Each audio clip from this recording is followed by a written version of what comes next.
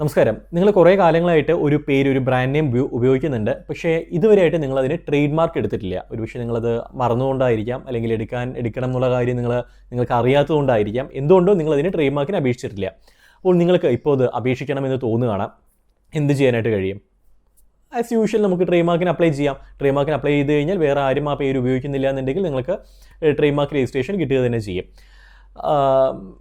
പക്ഷേ ഇതിനകത്തൊരു വിഷയമുള്ളത്, നിങ്ങൾ 10 വർഷം ആയിട്ട് ഉപയോഗിക്കാമെന്ന് വിചാരിക്കും. അപ്പോൾ 10 വർഷമായിട്ട് ഈ പേര് നിങ്ങൾ മാർക്കറ്റിൽ ഉപയോഗിക്കുന്നുണ്ട്. പക്ഷേ ട്രേഡ് മാർക്കിന് അപ്ലൈ ചെയ്തിട്ട് നിങ്ങൾ കുറച്ചേ ആയിട്ടുള്ളൂ, കുറച്ച് ദിവസങ്ങളെ ആയിട്ടുള്ളൂ അപ്ലൈ ചെയ്തിട്ട്.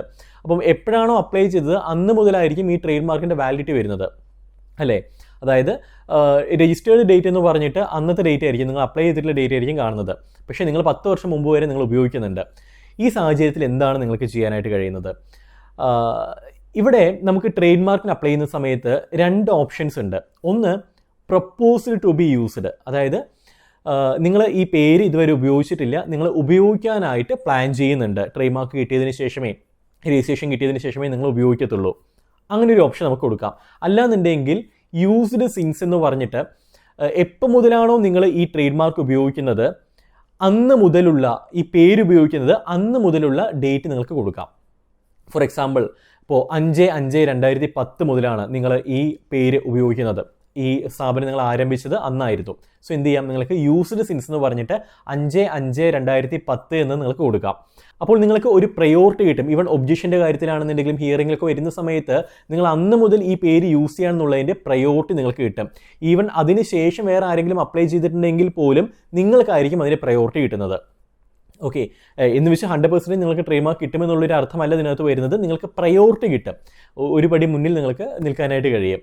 പക്ഷേ ഇങ്ങനെ കൊടുക്കുന്ന സമയത്ത് ഒരു കാര്യം ശ്രദ്ധിക്കേണ്ടത്, ഇത് നിങ്ങൾക്ക് തെളിയിക്കാനായിട്ട് കഴിയണം. 5/5/2010 മുതൽ നിങ്ങൾ ഈ പേര് ഉപയോഗിക്കുന്നുണ്ട് എന്നുള്ളത് നിങ്ങൾക്ക് തെളിയിക്കാൻ കഴിയണം. എങ്ങനെ തെളിയിക്കാനായിട്ട് കഴിയും?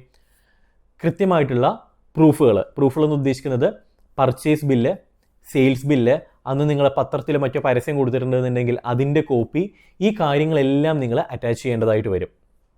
ഹിയറിംഗ് ടൈമിൽ നിങ്ങളത് കാണിക്കേണ്ടതായിട്ട് വരും. അല്ലെങ്കിൽ നിങ്ങളൊരു അഫിഡവിറ്റ് ഉണ്ടാക്കേണ്ടതായിട്ട് വരും. അപ്ലൈ ചെയ്യുന്ന സമയത്ത് തന്നെ അന്ന് മുതൽ ഉപയോഗിക്കുകയാണെന്ന് പറഞ്ഞിട്ട് ഒരു നോട്ടറി സൈനൊക്കെ ചെയ്തിട്ട് ഒരു അഫിഡവിറ്റ് നിങ്ങൾ പ്രിപ്പയർ ചെയ്യേണ്ടതായിട്ട് വരും. അന്ന്, അതായത് ആ 5/5/2010 അല്ലെങ്കിൽ നിങ്ങൾ എന്ന് മുതലാണോ ക്ലെയിം ചെയ്യുന്നത് അന്നത്തെ എന്ത് വേണം?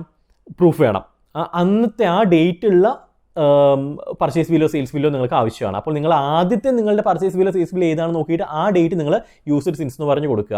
അത് മാത്രമല്ല, ഓരോ പീരീഡിലത്തെയും, ഓരോ മാസത്തെ അല്ലെങ്കിൽ ഒരു 6 മാസം കഴിയുമ്പോഴുമുള്ള ഈ പർച്ചേസ് ബില്ലും സെയിൽസ് ബില്ലും, കാരണം ഇത് നിങ്ങൾ കണ്ടിന്യൂസ് ആയിട്ട് അന്ന് മുതൽ കണ്ടിന്യൂസ് ആയിട്ട് യൂസ് ചെയ്യുന്നുണ്ട് എന്നുള്ളതിനുള്ള തെളിവായിട്ട് അന്ന് മുതലുള്ള സെയിൽസ് ബില്ലോ പർച്ചേസ് ബില്ലോ ടാക്സ് ബില്ലോ എന്തെങ്കിലും നിങ്ങൾക്ക് കാണിക്കാനായിട്ട് കഴിയണം. ആൻഡ് ഈ എല്ലാ പ്രൂഫുകളും, എല്ലാ ഡോക്യുമെൻറ്റ്സിലും നിങ്ങൾ കൊടുക്കുന്ന ആ ബ്രാൻഡ് നെയിം അതിനകത്ത് ഉണ്ടാവും വേണം. കാരണം ആ ബ്രാൻഡ് നെയിമാണ് നിങ്ങൾ അന്ന് മുതൽ യൂസ് ചെയ്യുന്നത്. സോ ഇത് നിങ്ങൾ ഉറപ്പുവരുത്തുക. ഈ ഡോക്യുമെൻറ്റ്സ് നിങ്ങൾക്ക് ഉണ്ടെങ്കിൽ ഡെഫിനറ്റ്ലി യൂസ്ഡ് സിൻസ് എന്ന് പറഞ്ഞിട്ട് ആ ഡേറ്റ് കൊടുക്കാം.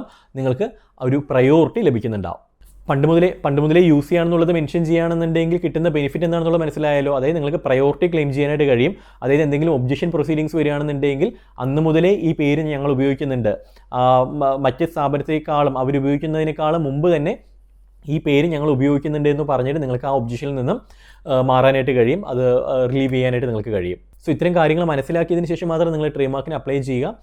ഇത്തരം കാര്യങ്ങൾ പറഞ്ഞു തരുന്ന കൺസൾട്ടൻസിനെ കൂടി നിങ്ങൾ സമീപിക്കുക. നമ്മൾ ട്രേഡ് മാർക്ക് കൺസൾട്ടേഷൻ ചെയ്യുന്നുണ്ട്, നമ്മളെ കണക്ട് ചെയ്യാവുന്നതാണ്. സോ നമ്മുടെ കോൺടാക്ട് ഡീറ്റെയിൽസ് എല്ലാം വീഡിയോയിലും ഡിസ്ക്രിപ്ഷൻ ബോക്സിലും കൊടുക്കാം. മറ്റൊരു വിഷയമായിട്ട് കാണാം. അതിൽ Siju Rajan signing off. Good bye.